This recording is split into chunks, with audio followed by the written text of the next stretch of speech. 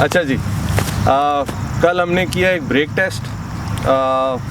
उसमें काफ़ी सारी गाड़ियाँ थी, उनको हमने 80 की स्पीड पे 80 किलोमीटर पर आवर पे कांस्टेंट रखा। उसके बाद ब्रेक किया, उनका डिस्टेंस मेजर किया।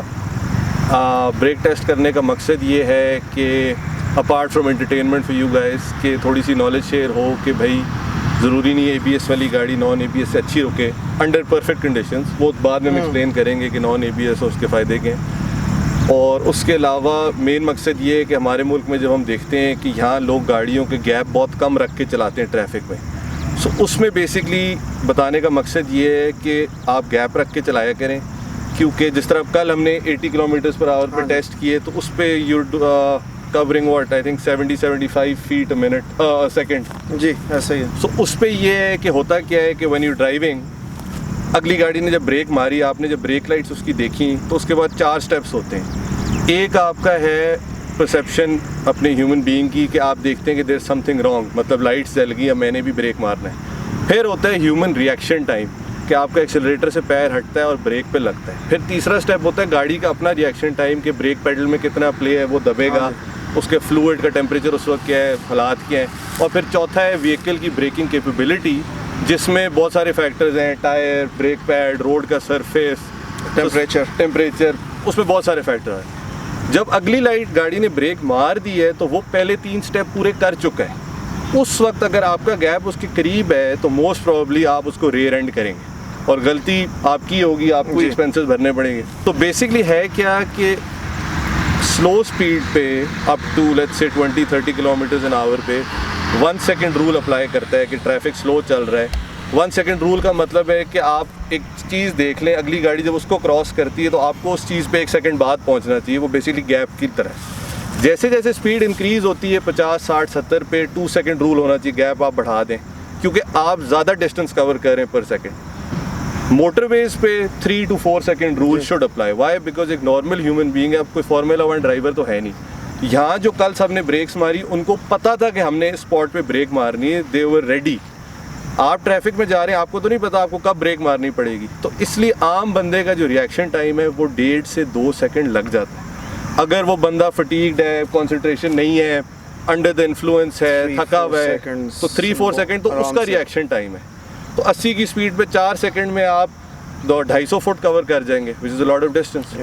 So please at least 3 to 4 second gap रख के चलाएं। और इसमें मैं वो चीज़ें ऐड नहीं कर रहा कि कोई बंदा नीचे मैसेजिंग कर रहा है फिर वो आगे देख रहा है तो ब्रेक लग गई। बिल्कुल।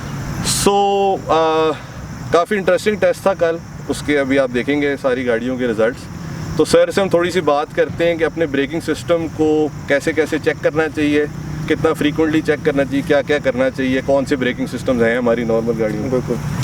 तो सबसे पहले तो ये कि पहली चीज़ जो हमने एक्चुअली नोट की है सबसे ज़्यादा, जी, ड्राइवर्स को एक्चुअली अपनी ब्रेकिंग परफॉर्मेंस के ऊपर आइदर ट्रस्ट नहीं था या उन्होंने कभी इमरजेंसी ब्रेक्स नहीं लगाई। मेजॉरिटी लोगों ने तो नहीं। हाँ, तो ज़्यादातर लोगों को हमें 2-2 दफ़ा करवाना पड़ा कि वो गए हैं, एक दफ़ा ब्रेक लगाई, हमने कहा यार it's not good, you go and do it again. बिल्कुल ठीक। तो दैट वाज बेसिकली हम ये चाह रहे थे कि जिस तरह हमजा ने बताया कि पहले 3 स्टेप्स निकाल के आखिरी जो सिर्फ ब्रेकिंग है उसको रखें। हाँ, चेक तो वही किया। अच्छा, तो पहली चीज़ सबसे ज़्यादा ये कि आप जब भी गाड़ी लें या अभी अगर आपके पास गाड़ी है 80 की स्पीड से ब्रेक लगाने की ज़रूरत नहीं है। 30 की स्पीड से आप कोई क्लियर पैच देखें और उसके ऊपर ब्रेक्स जैम करें। ABS है तो फिर बहुत अच्छा है, it will generally keep your vehicle in line. अगर नॉन ABS है उसमें भी आपको शायद थोड़ी बहुत ब्रेक मॉड्यूलेशन करनी पड़े, लेकिन प्रैक्टिस इट अ बिट, ताकि खुदा न खास्ता आपको ज़रूरत पड़े तो यू नो। दूसरा ये आपको पता चल जाएगा कि आपकी गाड़ी लेफ़्ट या राइट को खींचती है, which is a big problem which we saw even with newer cars yesterday. तो that has to be addressed. उसके अलावा घर पे जो फ्लूइड चेक्स या ब्रेक चेक्स आपने करने, डिस्क ब्रेक व्हीकल के लिए तो रिलेटिवली आसान है। मैक्सिमम आपको व्हील उतारना पड़ता है। ब्रेक पैड जो मटेरियल होता है वो आप देख लें कि कितना है। ब्रेक पैड की साइड पे फीलर्स होते हैं, वो आपने देखना होता है कि टच ना करें डिस्क को। और उसके अलावा आप ये देखें ब्रेक डिस्क के ऊपर नाखून मार के रेडियली कि ज़्यादा नाखून को कैच नहीं करना चाहिए। थोड़ी बहुत ग्रूव्स हों, इतना बड़ा मसला नहीं है, लेकिन अगर इट्स रियली स्क्रैच्ड ठीक है तो you have to have them redone basically. ठीक है, मतलब उसको टूल फिलहाल लगवाएं। बाहर तो कहते हैं रिप्लेस कर दो डायरेक्ट। यहाँ पे टूल वेल कुछ खरादियाँ जो हैं वो लेद के ऊपर कर देते हैं, that's the wrong way to do it. ठीक है, इसके लिए स्पेसिफिक ग्राइंडिंग मशीन होती है जो कि इस्तेमाल होती है और वो आपको मिल जाती है पिंडी, इस्लामाबाद, पाकिस्तान में है, वो इशू नहीं है। So have that done. ठीक है।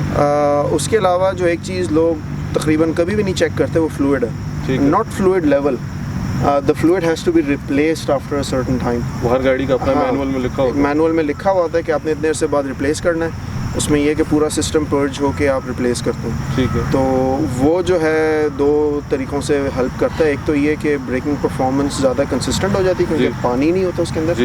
दूसरा ये कि पानी की वजह से आपके जो ब्रेक सिलेंडर्स हैं वो हो जाते हैं, रस्ट हो जाते हैं। ठीक है। तो आप लॉन्गर रन में रिपेयर्स को भी आप बेसिकली बचा लेते हैं। मेंटेनेंस लॉन्ग रन में तो सस्ती ही पड़ती है, टाइमली मेंटेनेंस बेसिकली, बजाय कि आप पैसे बचाएंगे कुछ खराब हो। हाँ, कुछ ख़राब हो तो ये कुछ हैं चीज़ें होने वाली।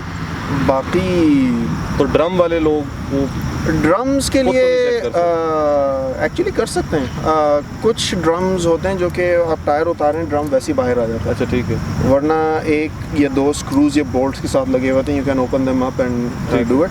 वरना अगर आपने खुद नहीं करना, क्योंकि doing brakes is messy, mechanic के पास ले जाएं, कहें कि यार ब्रेक सर्विस कर दो या ब्रेक्स देख लो। लेकिन हर ऑयल चेंज या हर दूसरे ऑयल चेंज पे चेक करें सारा सिस्टम। एक्चुअली तो मैं तो कहूँगा कि हर ऑयल चेंज पे करें, ब्रेक चेक करवाएं। हाँ, ब्रेक चेक करवाएं। ज़रूरी नहीं कि उसके ऊपर काम करवाएं, जस्ट हैव देम चेक। ठीक है। हाँ ठीक। और किलोमीटर्स में लेट्स से कि 60,000 to 100,000 kilometres I think at least आप उसके फ्लूइड पूरा फ्लश करें। ज़रूरी। ठीक है। तो आई होप कि आप लोगों को टेस्ट पसंद आया होगा। अगले हफ्ते शायद हम एक और ब्रेक टेस्ट करें कुछ और गाड़ियों के साथ। अगर आप लोगों के माइंड में कोई गाड़ी है जो आप लोग देखना चाहते हैं ब्रेक टेस्ट में, तो प्लीज़ हमें लिखें, विल मेक श्योर अगर वो गाड़ी अवेलेबल हो उसको डाल लेंगे। और drive safe, specially for the youth out there. I know you guys like to party and stuff, ठीक है, इट्स वेरी नेचुरल।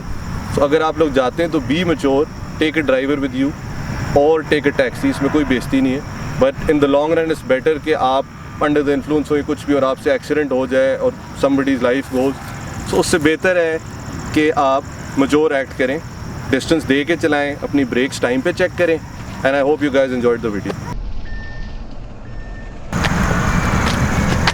अच्छा, ये अब ई-ट्रॉन आ रही है, लेफ़्ट साइड पे रेड बोर्ड है, यहाँ से ब्रेक अप्लाई करेगी और आगे फिर जैसी रुकेगी हम डिस्टेंस मेजर करेंगे।